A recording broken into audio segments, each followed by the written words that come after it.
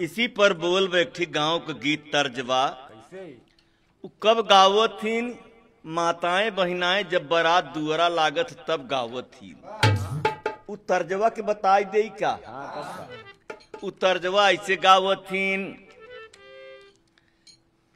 कि माई काय की बेटी नियरे बियाह बाई, बापाई काई बड़ी दूर जी।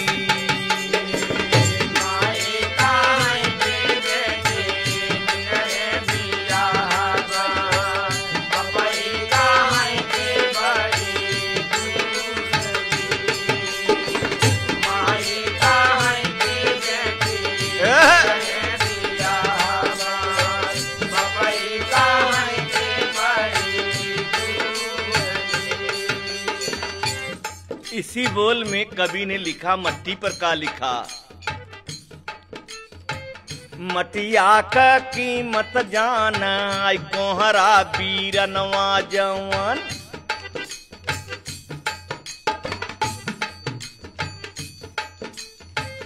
मटिया का कीमत जाना कोहरा बीरनवा जवन, चकिया पर लेना चाहिए।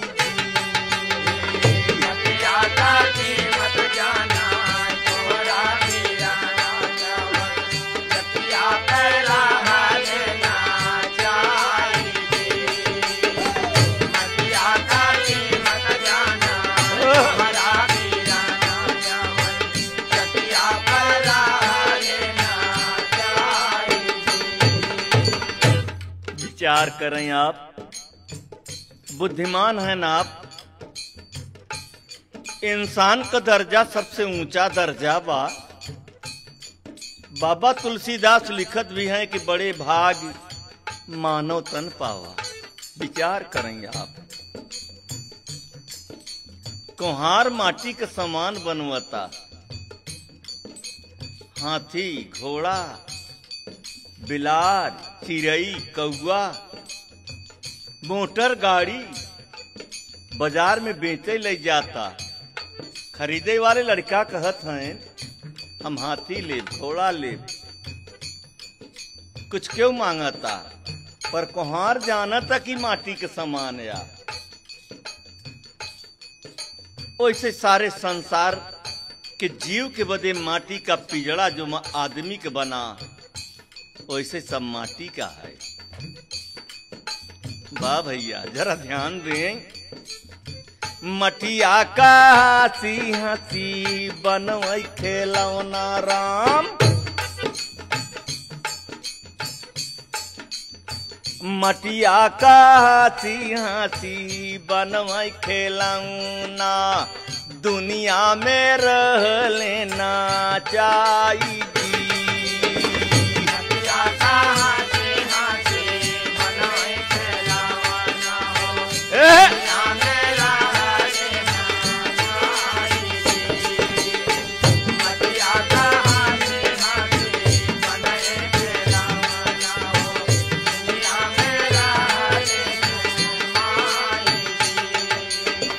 सबही के रहल के लाई मोरी जननी, सबही के रहल के लाई जी।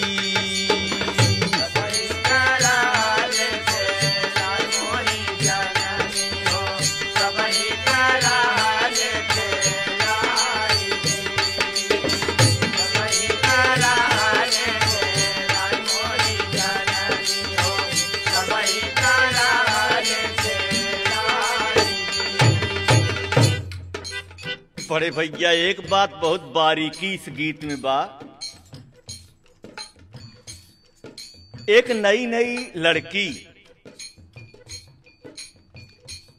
लड़की माटी के गगरी लेके पानी बदे जाता। पानी लेके जब चलता तो लोग लिखत का हैं, का देखत हैं।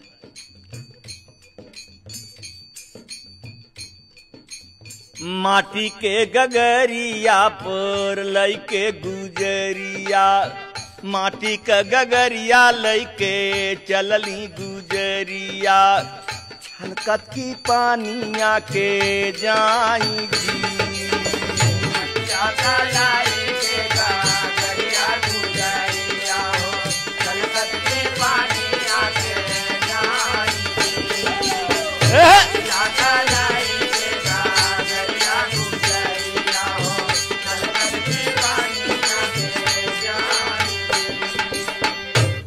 माटी के गगरी सर पर बा, लड़की बड़ी शौकीन बा, इतनी अच्छी बा कि जे देखता देखता ही बा। वहाँ समय माटी का ख्याल नहीं लोग करता कि माटी के ही हुआ। अब माटी का गगरी ऊपर से आवाज देता, हे लड़की तू इतनी सुंदर हो, इतनी अच्छी हो, तू हमके सर पर रखे हो। बिरहा आवाज आवता, लड़की कहे हम बहुत सानी गई है, हम बहुत पीटी गई है, हम आगी में तपई गई है, तू हमके सर पर रख। इतनी अच्छी लड़की हुई। उस समय विचार देखें आप, लड़की का बोली ए गगरी हम अच्छी है, तू कहत हो तो हम अच्छी है, लेकिन जौने शायद तू हमारे मुड़े पर रह, तू शायद हम और अच्छी लागी थे। और इतना ही नहीं, और जब कहूं रच के छलक जात हूं न, तो देखवैयन के करेजा फाट। कहबे के भाव रामचंद्र, इतना मेल हो चाहे जिंदगी में इंसान से जितना यह मट्टी से और लड़की से बा। गगरी सर पर बा और लड़की घूमत, गगरी भी घूमता। सही बात। अब बतियाता लड़की पर, गगरी हिले नहीं पावता। इतना प्यार होना चाहिए जिंदगी, इंसान की जिंदगी में, इसलिए इंसान का दर्जा मिला। कवि के लिखना पड़ा, पनिया कालाई के गगरिया गुजरिया छलकत की पानिया के जाएगी। पनिया कालाई के गगरिया गुजरिया हो छलकत की पानिया के जाएगी।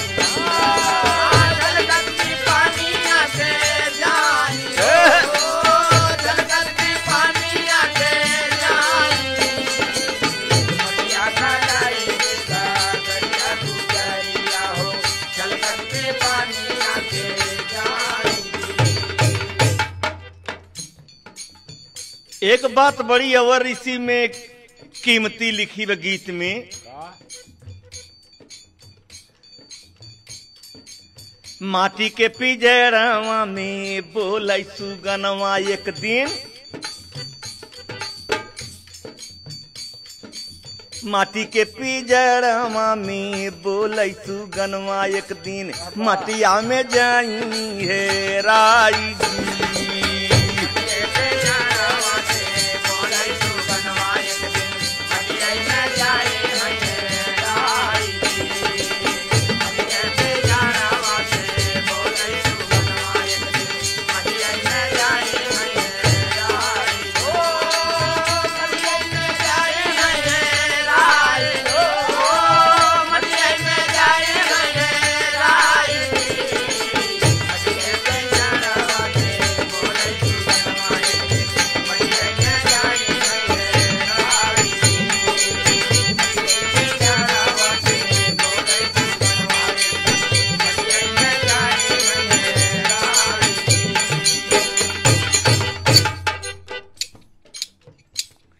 बाबूजी,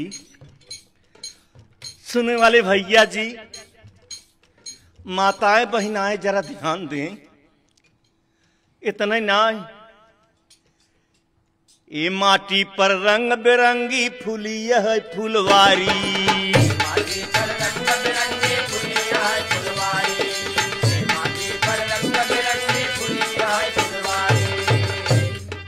ए माटी में बाग बगीचा रंग रंग फुलवारी, ए माटी में जियो कचारा सबके यह प्यारी, लेकिन यह राम सारा माटी में भरा। और हमारी बाटी बाटे दुनिया में बदनाम, या राम सारा माटी में भरा। माटी बाटे दुनिया में बदनाम, या राम सारा माटी में भरा। हमारी माटी बाटे दुनिया में बदनाम, जय हो।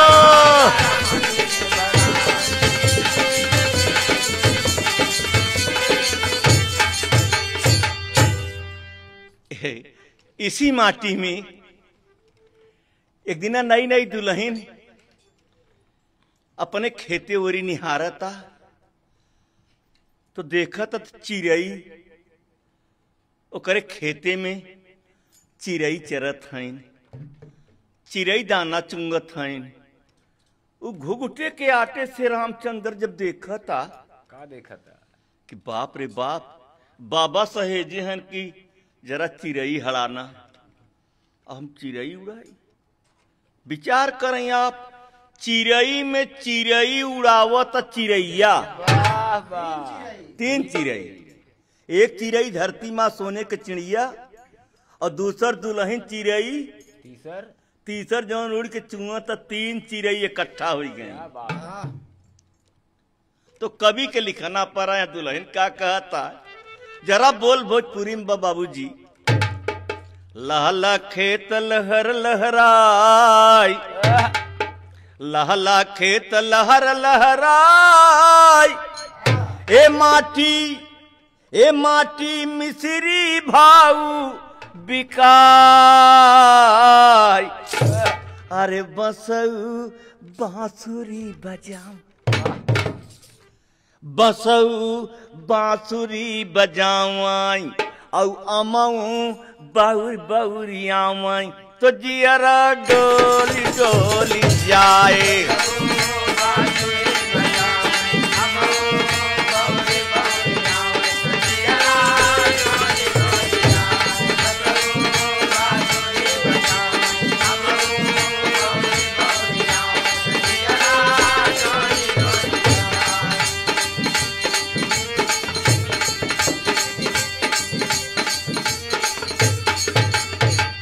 हरियर देखी हरियरी बढ़ जाई नयन की ज्योति, हरियर देखी हरियर बढ़ जाए नयन की ज्योति, हरियर देख हरियर बढ़ जाए नयन की ज्योति। उड़ी उड़ी उड़ी उड़ी चुंगई चिड़ैया भुइया, ठाड़ी फसल में मोती, गोरी गुलमा चलावई, गोरी गुलमा चलावई, तौड़ी चिड़ई हरावई, तो जियरा डोली डोली जाल।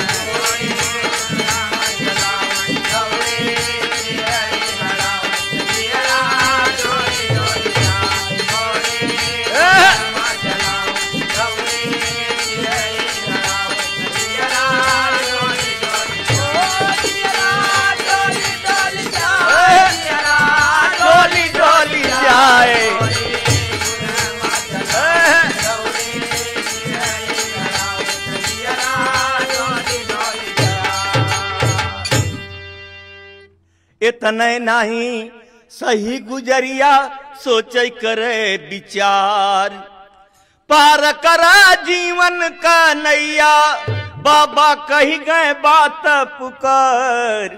हर गोरी दौड़ी दौड़ी आवई, अपने बाबा के सुनावई, तो जियरा डोली डोली जाए।